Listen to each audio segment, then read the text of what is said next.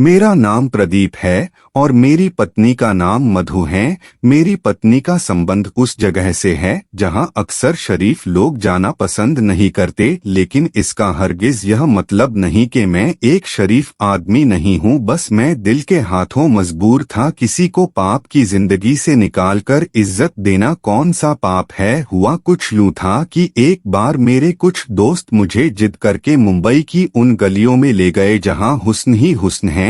हर चौबारे से कोई ना कोई एक हसीन परी झांक कर अपने आप को देख रही थी और जैसे हर किसी को अदाएं दिखाकर अपनी तरफ खींच रही हो। मैं वहां गया तो अपने दोस्तों के कहने पर ही था, लेकिन जब मधु नाम की एक कोठे पर नाचने वाली मुझे शराब पेश करने आई तो मैं उसे देखकर दंग रह गया। मुझे यूं लगा जैसे आसमान से कोई परी उतरकर आ गई हो। मैं तो उसकी शराबी आंखों में डूब ही गया था। फिर यूं हुआ कि मैं अपने दोस्तों से छुप छुपाकर उस इलाके में जाता रहा। मैं हर रात मधु का डांस देखने जाता था। मैं क्योंकि करोड़पति बाप इकलौता बेटा था, इसीलिए मुझे पैसे की कोई कमी नहीं थी। मैं हर रात मधु पर नोटों की बारिश कर देता था। उस कोठे की मालकिन सविता नाम की एक औरत थी। सविता मुझसे बहुत प्रभावित हो चुकी थी। एक दिन में दोपहर के 2 बजे कोठे पर चला गया और सविता से रिक्वेस्ट की कि मुझे मधु से मिलवा दे। मैंने सविता के सामने नोटों की गड्डी रखी तो वह मुस्कुरा पड़ी। उसने कहा, मैं अभी आपकी मुलाकात मधु से करवा देती हूँ। थोड़ी देर के बाद मधु वहां पर आ गई। वह सजी संवरी सीधी सी मेरे दिल में उतर ही रही थी।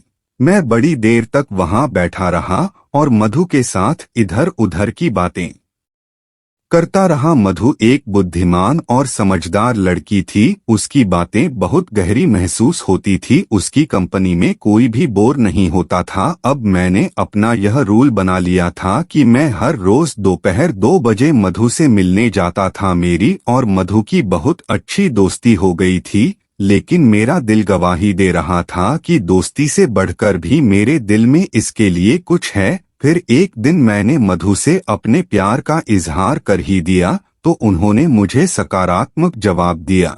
मैंने मधु को कहा कि यह डांस वगैरह छोड़ दो। मेरी इस बात पर वह मेरे सामने रो पड़ी थी।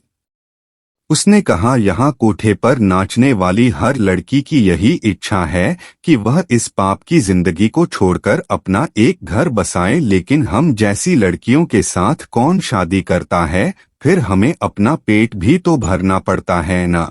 बस हम सभी मजबूर हैं और मजबूरी के वजह से ही यह सब कर रही है। मैंने मधु से कहा, मैं तुमसे शादी करना चाहता हूँ। वह बहुत खुश हुई और फिर रोने लगी। वह मेरे पैरों में बैठकर बोली, अगर आप मुझसे शादी करके यहाँ से ले जाएंगे तो मैं आपकी पत्नी नहीं बल्कि सारी जिंदगी आपकी नौकरानी बनकर रहूंगी। आपका हुक्म मेरे लिए सर आंखों पर होगा। आप जैसा कहेंगे मैं वैसा ही करूंगी। मैं मुस्कुराने लगा। मैं और मधु तो इस रिश्ते से खुश थे, मगर आगे का रास्ता बहुत मुश्किल था। सविता मधु जैसे हीरे को अपने हाथ से जाने नहीं देना चाहती थी। उधर मेरे माँ बाप एक नाचने वाली को अपनी बहू नहीं बनाना चाहते थे। मैंने सविता के सामने 7 लाख का चेक रख दिया तो उसका मुंह बंद हो गया। मैं मधु से शादी करके उसे एक अपार्टमेंट में ले गया। मैंने सोचा था कि कुछ समय गुजर जाएगा तो मैं मधु को अपने माँ बाप से मिलवा दूंगा। एक बार जब मेरी मधु के साथ शादी हो जाएगी तो मेरे माँ बाप को भी मेरा फैसला मानना ही पड़ेगा।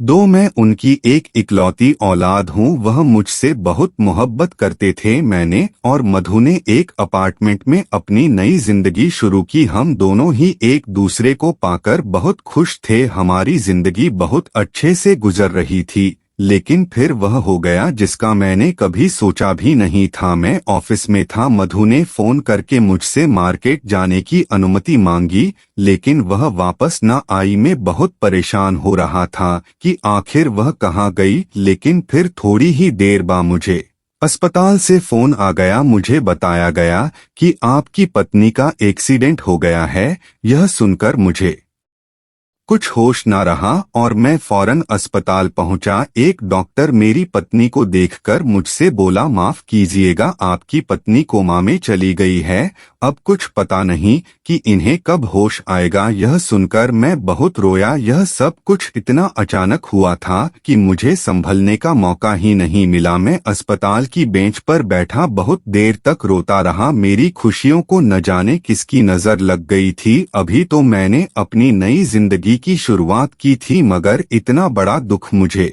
अंदर तक तोड़ गया था। मैं सारा दिन रोता रहता था। जब मेरी हालत बेहतर ना हुई तो मैं अपने माँ बाप के पास अपने गांव चला गया। मेरे पिता बहुत बड़े जागीरदार थे। जब मैं गांव वापस गया तो मेरे माँ बाप बहुत खुश हुए। मेरे पापा बोले, शुक्र है तुम आ गए हो बेटा, अब तुम खुद ही संभाल लो यह जमीन। मेरी बूढ़ी हड्डियों में अब इतनी ताकत नहीं रही कि मैं इन जमीनों की रखवाली कर सकूं। मैं अपने पिता के गले लगकर रोने लगा। मैंने अपने माँ बाप को बताया कि मैंने मधु के साथ छुप कर शादी कर ली थी। हमारी शादी को अभी 2 महीने ही गुजरे थे कि उसका एक्सीडेंट हो गया और अब वह कोमा में है। माँ और पिताजी मेरी बात सुनकर बहुत परेशान हुए हो गए। मैंने पापा को अपनी मजबूरी बताई कि मैं मधु को अस्पताल में अकेला नहीं छोड़ सकता। मैंने उनसे मधु की सेहत के लिए भगवान से प्रार्थना करने को कहा और उनसे वादा किया कि जब मधु ठीक हो जाएगी तो मैं गांव वापस आ जाऊंगा। मेरे माँ पिताजी इस बात पर तैयार हो गए और फिर मैं वापस शहर लौट गया। मधु 2 हफ्तों से कोमा में थी। मैं हर दिन अस्पताल की बेंच पर घंटों बैठा रहता, लेकिन मुझे डॉक्टर मधु से मिलने ना देते थे। वह कहते थे कि मरीज के पास हम किसी को भी ज्यादा देर के लिए नहीं छोड़ सकते। डॉक्टर मुझे हर रोज 10 मिनट के लिए मधु के पास जाने देते थे। मैं मधु के पास रहने के लिए डॉक्टर की खुशामद करता रहता। मुझे जैसे ही इजाजत मिलती तो मैं रो रो कर मधु से कहता, मधु तुम ठीक क्यों नहीं होती हो? मधु तुम जल्दी से ठीक हो जाओ, मैं तुम्हारे बगैर नहीं रह सकता। मुझे लगता था जैसे वह मेरी बात सुन लेगी और वह ठीक जाएगी। मैं उसे बस इतना ही कहता रहता था, मधु तुम जल्दी से ठीक हो जाओ। मैंने माँ पिताजी को भी मना लिया है, लेकिन वह ना उठती थी और ना कुछ बोलती थी। आज जब मैं मधु से मिलने गया तो मैंने देखा कि उसने अस्पताल की वर्दी नहीं पहनी हुई थी। मैंने एक नर्स से पूछा कि ऐसा क्यों है, तो बोली मरीज अस्पताल की वर्दी से तंग हो जाता है। अब हम हर रोज आपकी पत्नी के कपड़े चेंज कर दिया करेंगे ताकि यह जल्द ही अपनी जिंदगी की तरफ लौट आए। मुझे इन बातों की कोई समझ नहीं थी, इसलिए मैं खामोशी से वापस लौट आता था। लेकिन अब मैंने नोट किया था कि मधु के कपड़े हर रोज चेंज किए जाते हैं। उसने जो भी कपड़े पहने होते वह बिल्कुल भी आम कपड़े नहीं होते थे, वह सभी बहुत महंगे कपड़े होते थे। यह बात मेरी बिल्कुल भी समझ नहीं आती थी कि अस्पताल वाले अपने पास से कपड़े लेकर उनको सिलवाकर मरीज को पहनाते थे। फिर मैंने देखा कि मधु के चेहरे पर मिटे से मेकअप के निशान भी होते थे। मुझे बड़ी हैरत हुई। मैंने नर्स से पूछा, चलो कपड़े तो आप लोग चेंज कर देते हैं, लेकिन यह चेहरे पर मेकअप के मिटे निशान कहाँ से आते हैं? आखिर यह सब क्या है? मैंने देखा था कि नर्स मेरे सवालों से घबरा सी गई थी। अब मुझे मधु की बहुत फिक्र हो रही थी।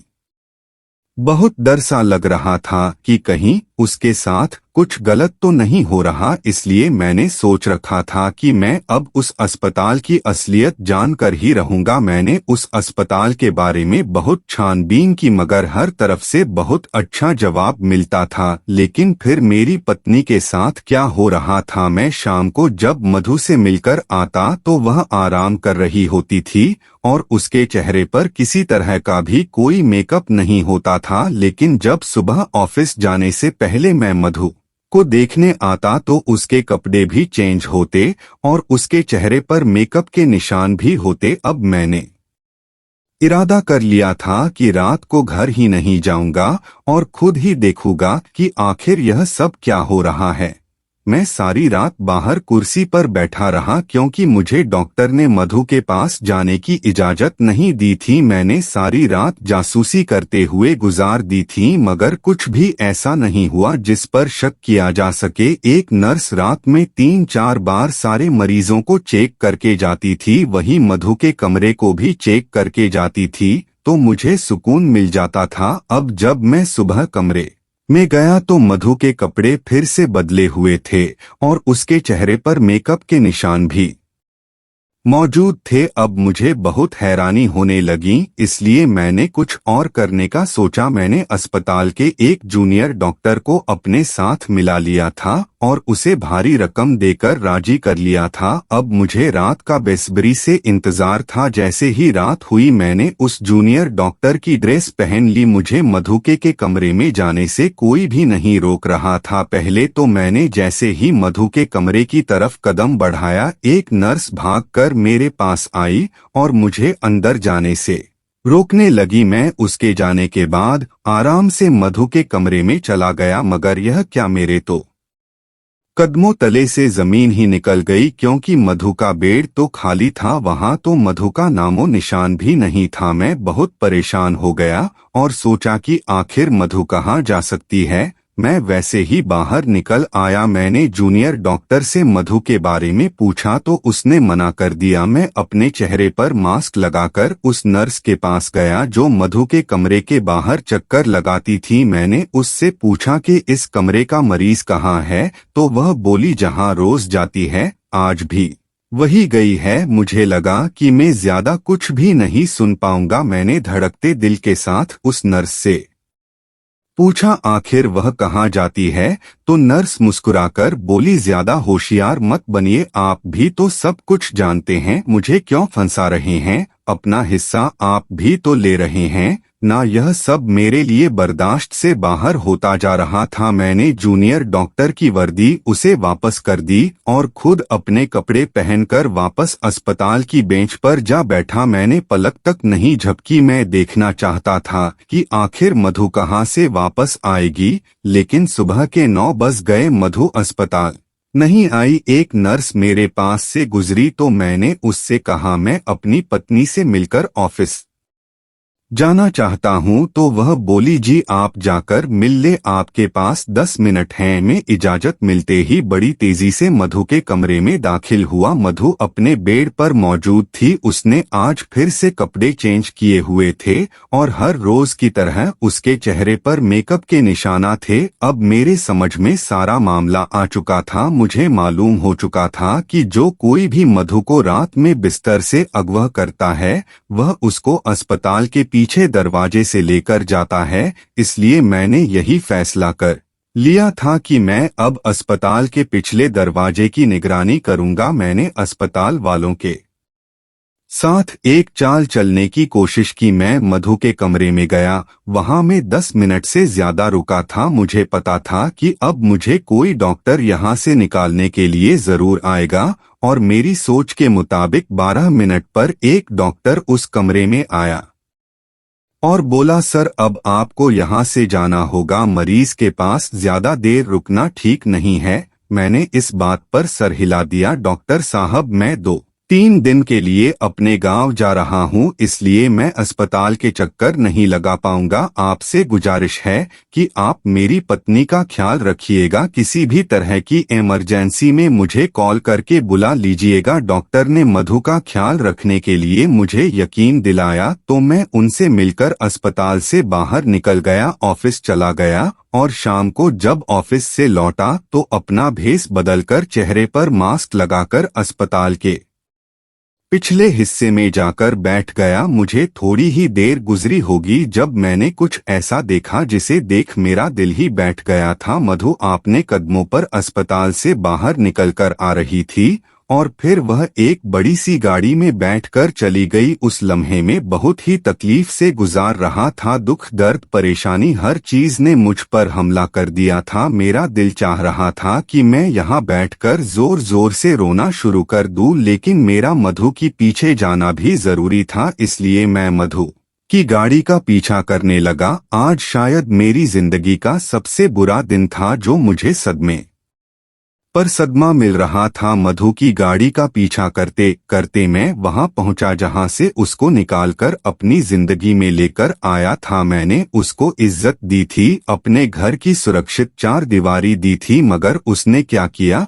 वह तो जिस गंध से निकली थी फिर उसी गंध में वापस लौट गई। जब मधु कोठे में दाखिल हो गई तो उसके 10-15 मिनट बाद में भी कोठे में दाखिल हो गया था। मैंने अपना भेष इस कदर बदल रखा था कि मुझे कोई भी आसानी से पहचान नहीं सकता था। अब हुआ यूं कि जब मैं कोठे में दाखिल हुआ तो मधु नाच रही थी। मेरा दिल चाह रहा था कि मैं अभी उठकर मधु को एक जोरदार थप्पड़ मार दूं, लेकिन मैंने सब्र किया। मैं जानना चाहता था आखिर मधु यह सब क्यों कर रही थी, उसने मुझे धोखा क्यों? अगर उसे नाचने का इतना ही शौक था तो उसने मेरे सामने अच्छाई का ड्रामा क्यों किया था? डांस देर रात तक चलता रहा। सुबह 4 बजे के करीब सभी अपने अपने घरों को वापस जाने लगे, लेकिन मैं वहां से ना उठा। जब हॉल खाली हो गया तो मैं उठकर मधु के सामने खड़ा हो गया। मैंने अपने चेहरे से मास्क हटाया तो वह मुझे देखकर हैरान हो गई। उसका चेहरा डर के मारे लाल हो चुका था। मेरी आंखों में आंसू आ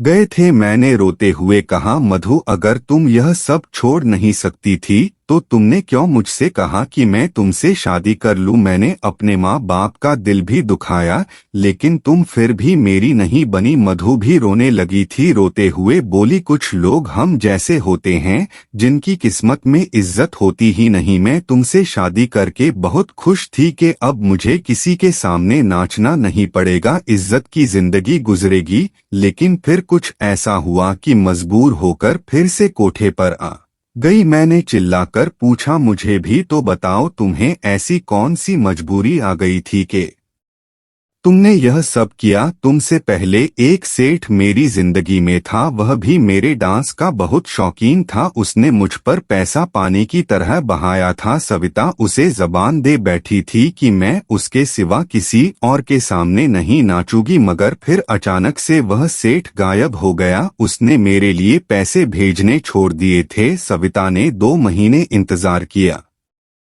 लेकिन जब उसकी तरफ से कोई जवाब नहीं आया तो उन्होंने मुझसे एक बार फिर भरी महफिल में डांस करवाना शुरू कर दिया। उन्हीं दिनों मेरी नजर तुम पर पड़ी थी। तुम एक दिन मेरा डांस देखने आए थे। तुम मुझे बहुत ही अच्छे लगे थे। फिर यूं हुआ कि हम दोनों की मोहब्बत परवान चढ़ गई और फिर तुमने 7 लाख रुपए देकर मुझे खरीद लिया। लेकिन हमारी शादी के 2 महीने के बाद ही वह सेठ भी वापस आ गया। उसने सविता मैम से कहा था अगर मैं दोबारा डांस नहीं करने लगी तो मधु के पति को जान से मरवा देगा। सविता के भी टुकड़े टुकड़े करके कुत्तों के सामने डलवा देगा। मैं यह कैसे बर्दाश्त कर सकती थी कि मेरा पति ही मुझसे छिन जाए। मैंने आपकी जान बचाने के लिए उस सेठ की बात मानी। मुझे जैसा कहता गया मैं वैसा ही करती गई। उसने कहा कि मैं आपसे दूर हो जाऊं और हर रात सिर्फ मेरे सामने नाचूं, इसलिए मैंने अपने झूठे एक्सीडेंट का बहाना किया